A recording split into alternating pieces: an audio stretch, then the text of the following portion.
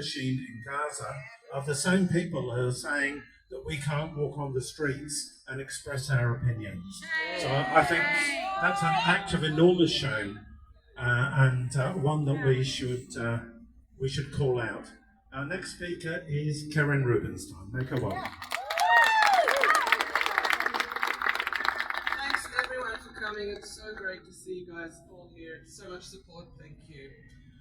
I acknowledge that I'm standing on unceded Wurundjeri land, and I hail from unceded Palestine, and I pay my respects to all of those grieving everywhere.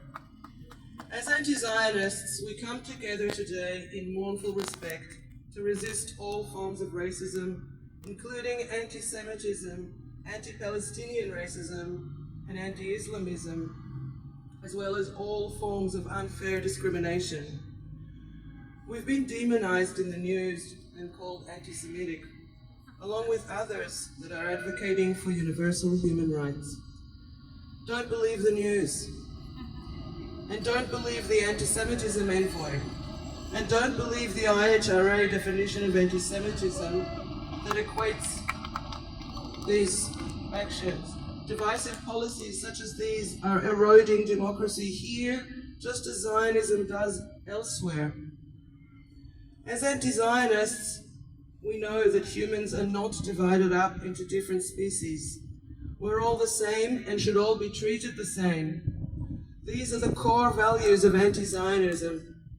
And we have come to this position because we were all Zionized at some point and have come to decouple our identity from the Zionist agenda. Anti-Zionism doesn't seek to deprive anyone of their safety or human rights. We simply ask that state violence does not continue, and that it doesn't also get to claim the moral high ground, not here on Indigenous land or anywhere. And that includes my birthplace in Israel, which is occupied Palestine. I can go back there whenever I want, but a Palestinian who can trace her family tree back to the 1600s cannot. Why is that? Because she's not Jewish. My friend, a Palestinian in so-called Israel, was surveilled and discriminated against, enduring over 60 discriminatory laws, along with other Palestinians living there, and also enduring an incalculable amount of discrimination. That's erasure. I don't believe any group has the right to do this or to commit a genocide or ethnically cleanse a land in the name of their sovereignty. My father's family survived the Holocaust and migrated to Palestine. They were scarred. I cannot trace my roots as far back as my Palestinian friend because they too endured such persecution as to be completely erased and are now unknown to us. This legacy paved the path for me to never allow a state to turn someone else into my enemy. Never elevate the flag over the lives of other people. Knowing that good people can be brainwashed to commit atrocities and still believe they're in the right, this must be resisted, then as now.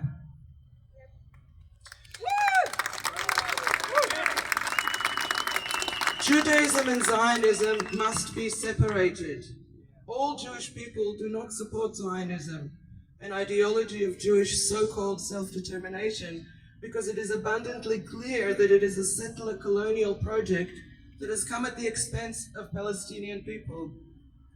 We are here merely to say that this is not just, not moral, and not legal. It does not make anyone safe, not Jewish people, and obviously not Palestinians.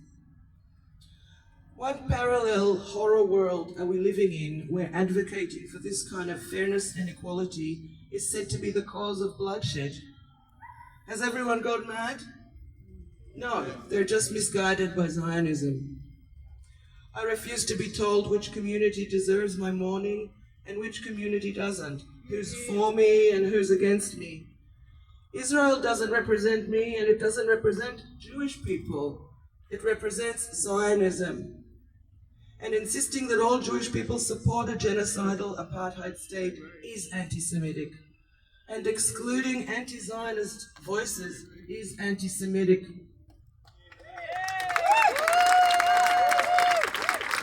Supremacists of all kinds are the enemies of peaceful society, and anti-Semitism cannot be singled out as an exceptional form of racism.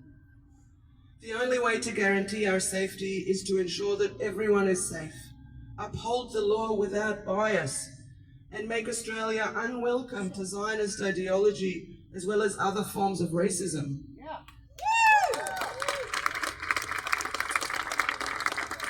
Like Australia, Israel is a settler colony based on the violent occupation of land, while again taking the moral high ground.